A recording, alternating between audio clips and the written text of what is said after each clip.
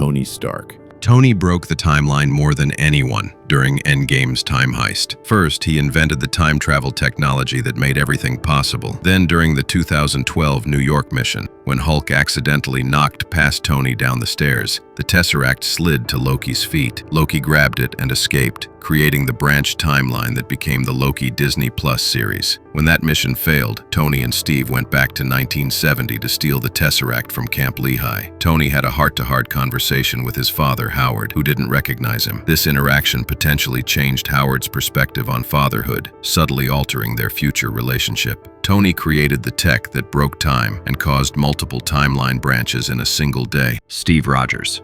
Steve's timeline break is the most confusing. After returning the Infinity Stones, he chose to stay in the past and live a full life with Peggy Carter, aged naturally, and appeared as an old man in 2023 to give Sam his shield. Here's the problem. This creates a paradox. If Steve lived in the past, he should have created a branched timeline, but he appeared in the main timeline without using the quantum platform. The directors say he lived in an alternate timeline and jumped back. The writers say he was always in the main timeline, meaning two Steve Rogers existed from 2011 onward: frozen young Steve and hidden old Steve. Neither explanation fully makes sense, making Steve's ending one of the biggest timeline mysteries in the MCU. Bruce Banner. Bruce traveled to 2012 to get the Time Stone from the Ancient One. During their conversation, he told her that Doctor Strange would give the stone to Thanos in the future, and that this was necessary for the Avengers to win. This gave the Ancient One information she shouldn't have had, that Strange would become Sorcerer Supreme and make the right choice. This knowledge potentially influenced how she trained him. Bruce didn't just break the timeline, he also taught us the rules of how timeline breaks work in the MCU through his conversation with her. Doctor Strange.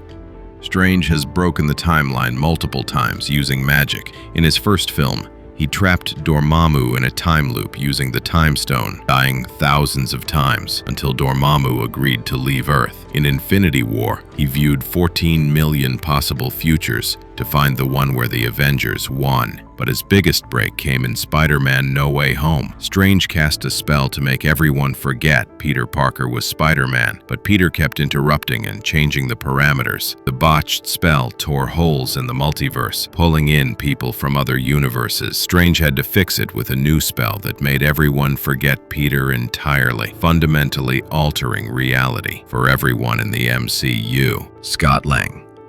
Scott didn't break the timeline himself, but he made everything possible. When Thanos snapped, Scott was trapped in the quantum realm for 5 years.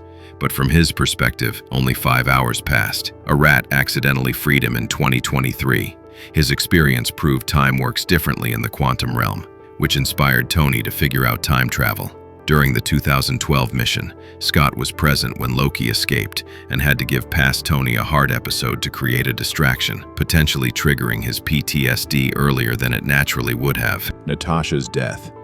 Clint and Natasha traveled to 2014 Vormir for the Soul Stone. They learned it required a sacrifice. Someone you love must die. After fighting over who would jump, Natasha sacrificed herself so Clint could get the stone. This created a permanent timeline break. When Steve returned the Soul Stone, how do you undo a death? The film never explains. Natasha's sacrifice on Vormir in 2014 can't be reversed, making this one of the most permanent timeline changes in the MCU. Nebula.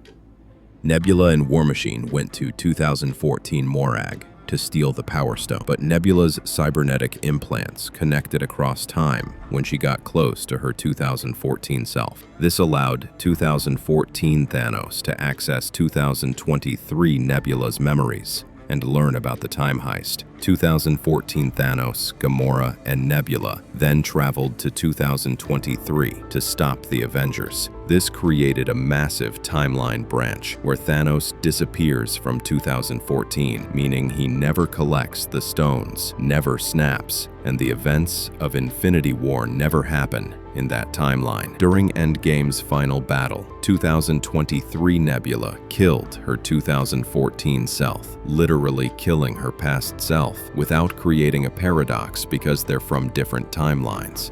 Wanda Maximoff.